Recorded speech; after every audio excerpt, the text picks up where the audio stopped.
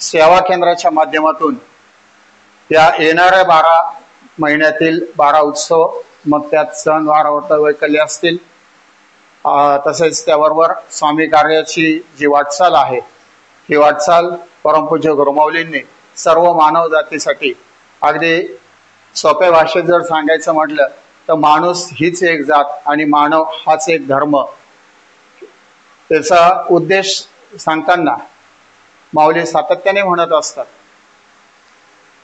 आज 1556 मध्ये स्वामी महाराज प्रज्ञापुरी या गावामध्ये आले.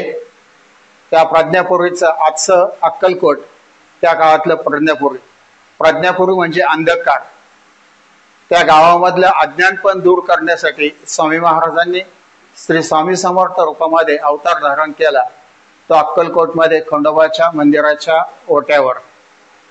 उद्या प्रतिपदा तृतीया या दिवशी स्वामी प्रकट दिन संपूर्ण देशभरामध्ये साजरा केला जात असतो.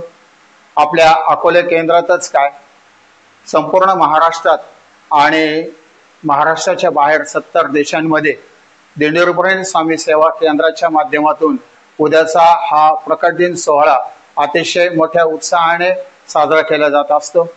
या सोहळ्याच्या निमित्ताने सर्वसामान्य जनतेला एकत्रित या ठिकाणी बोलवून सकाळी 8ची भूपोळी आरती, षडोपचार पूजा, अभिषेक, 10:30ची नैवेद्य आरती आणि सर्व सेवेकऱ्यांनी सोबत आणलेले जेवणाचे डबे हे सगळे एकत्र करून मांदळी स्वरूपामध्ये त्या ठिकाणी महाप्रसादाचं आयोजन केलं जातं.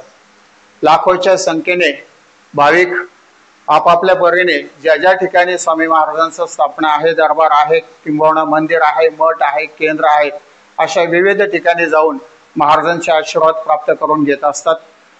उद्याचा स्वामी जयंती प्रकट दिनाचा उत्सव झाल्यानंतर बरोबर 20 दिवसांनी स्वामी पुण्यतिथी अखंड नामजप यज्ञयाग सप्ताहाचा आरंभ होत असतो.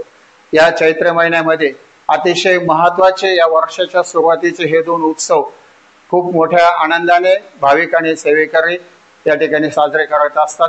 श्री स्वामी समर्थ. सेवा केंद्राच्या माध्यमातून